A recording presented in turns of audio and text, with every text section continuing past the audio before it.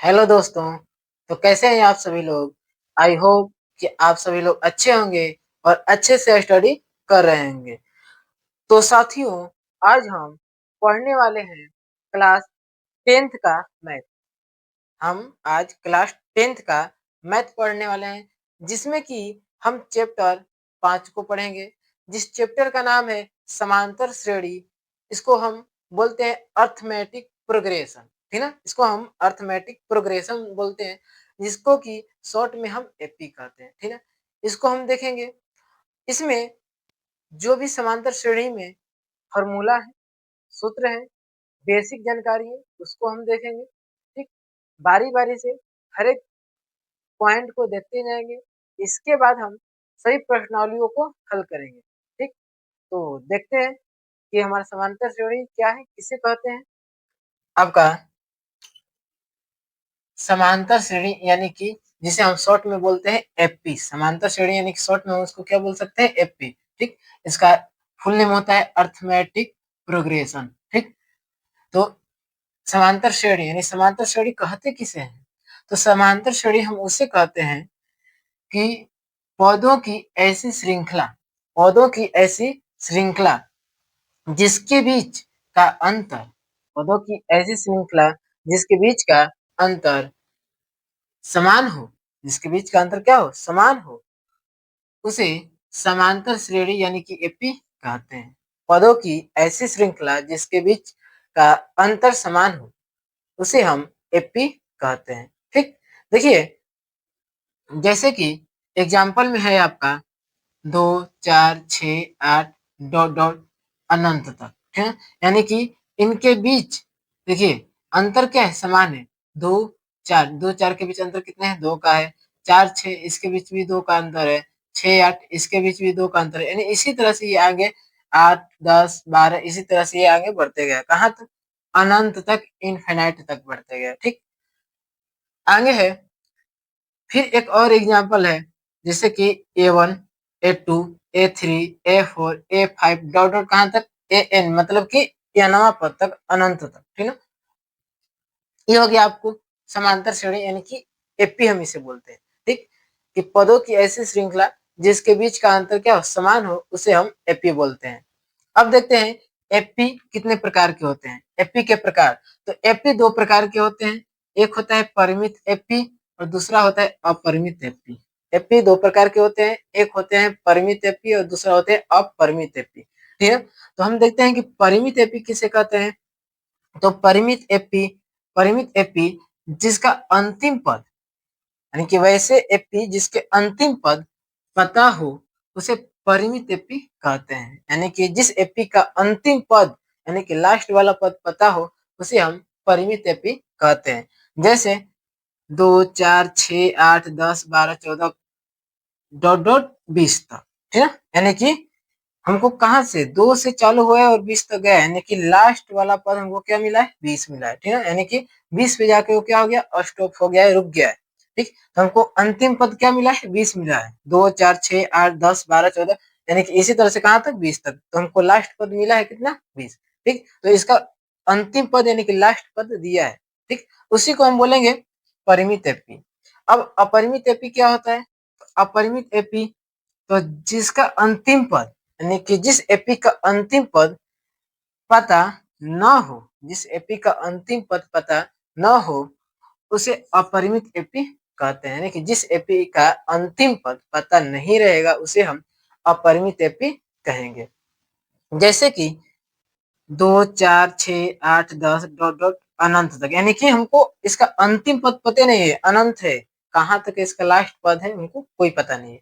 ठीक, ऐसे एपी को हम अपरिमित एपी बोलते हैं। ठीक, अब देखिए कुछ फॉर्मूला है, कुछ सूत्र है। जैसे कि देखिए, पहला फॉर्मूला है हमारा ए या ए1, इसको बोलते हैं प्रथम पद। ए या ए1 को हम प्रथम पद बोलते हैं। डी या डी1 को हम सार्वंतर बोलते हैं। एन देखिए, छोटा एन हो या बड़ा एन हो, छोटा एन हो या बड़ा एन हो, इसको हम बोलते हैं पदों की संख्या। यानी कि एन को हम क्या बोलते हैं? तो पदों की संख्या बोलते हैं। उसके बाद है चौथा नंबर है ए एन या एल।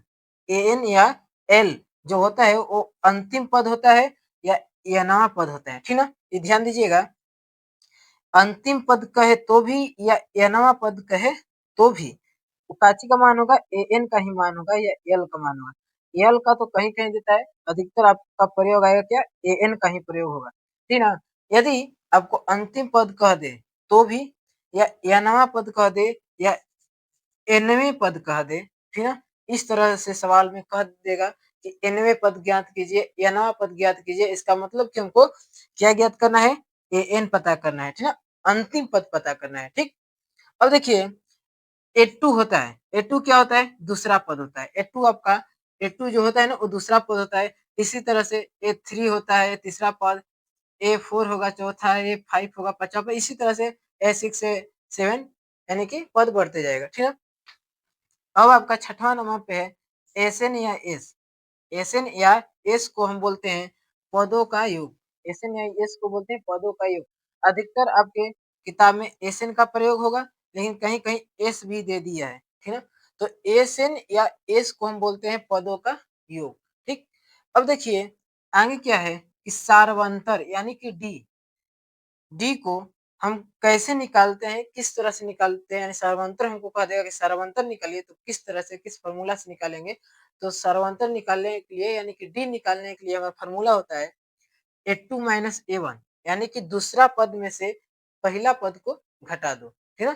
दूसरा पद में से पहले पद को हम घटा देंगे तो हमारा सार्वंतर निकलेगा, यानी कि A2 का सॉरी डी का मान निकलेगा, ठीक है।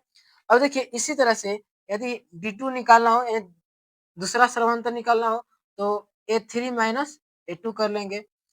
तीसरा निकालना हो तो A4 माइनस A3 कर लेंगे, ठीक। इसी तरह से DN निकालना हो, यानी कि DN निकालना हो तो AN यानी कि अंतिम पद ओकरा में से माइनस कर लेंगे अंतिम पद में से एक कम करके, यानी कि हमारा अंतिम पद क्या है, AN है, तो an में से एक कम करके हम लिख लेंगे, ठीक है।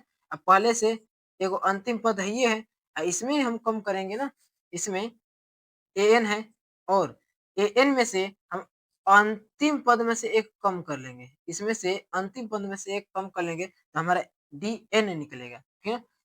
इस तरह से, ठीक। आशा करते हैं कि आपको ये पसंद आया होगा। जल्दी से स्क्रीनशॉट ले लीजिए ताकि अगले और भी सूत्रों को हम बताएं जल्दी से। तो हम अगले फार्मूला की तरफ चलते हैं। तो देखिए हमारा अगला फार्मूला क्या है, तो हमारा अगला फार्मूला है, अगला सूत्र है, कराए कि nवां पद यानी कि an बराबर क्या होता है, तो an बराबर होता है आपको a plus n minus one into D.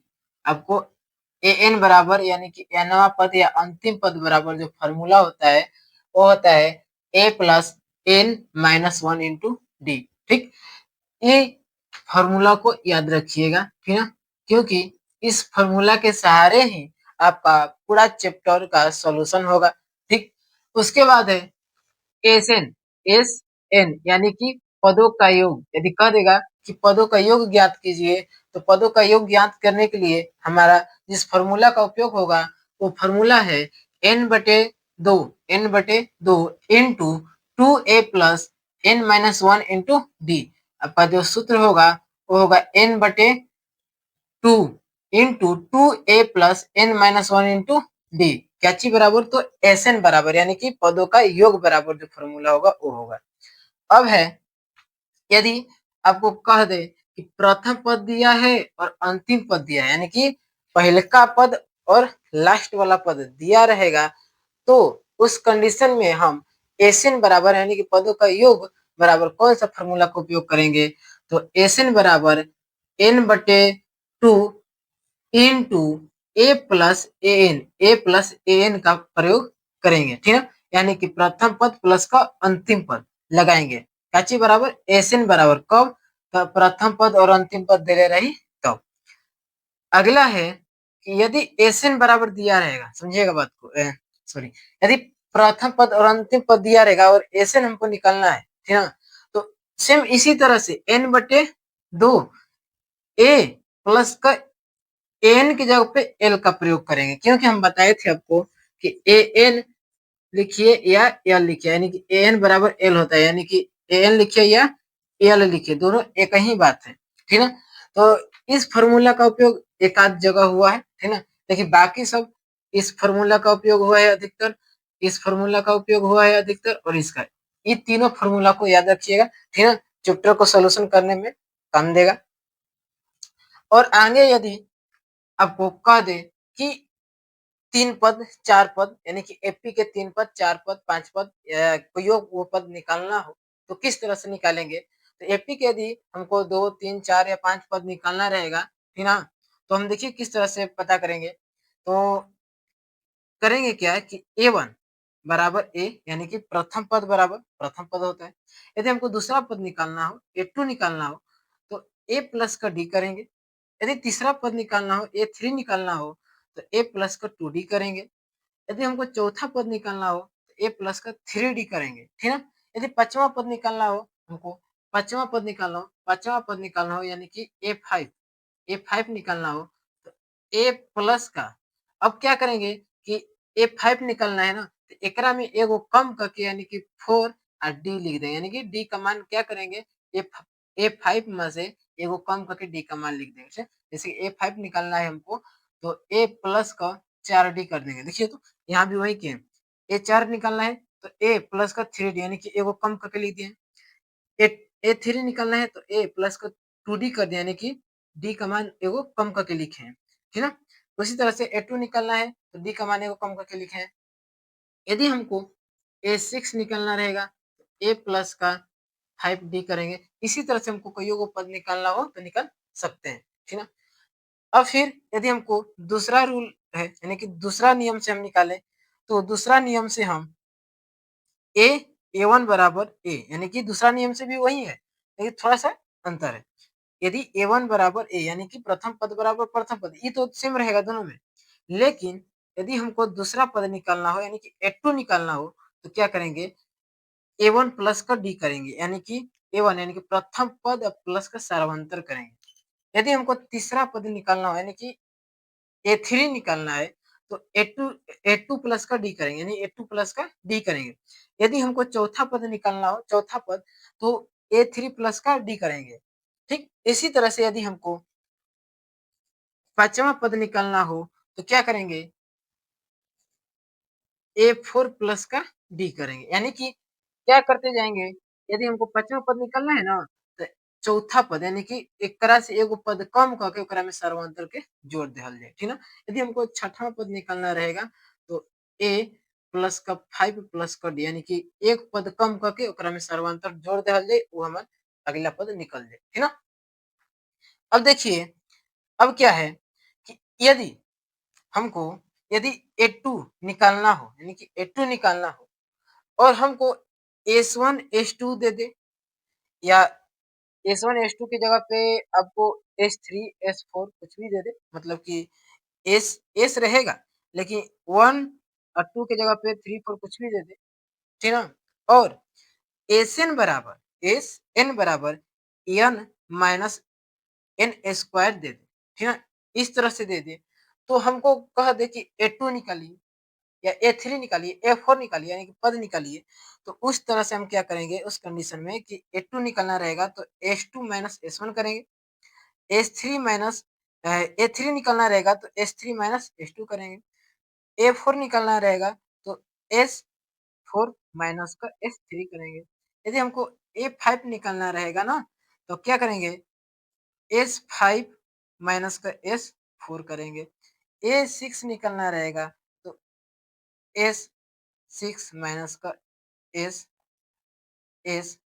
करेंगे, ठीक है। इस तरह से हम निकाल सकते हैं, कब, जब एस एन बराबर एन माइनस एन स्क्वायर दिया रहेगा तब, है ना।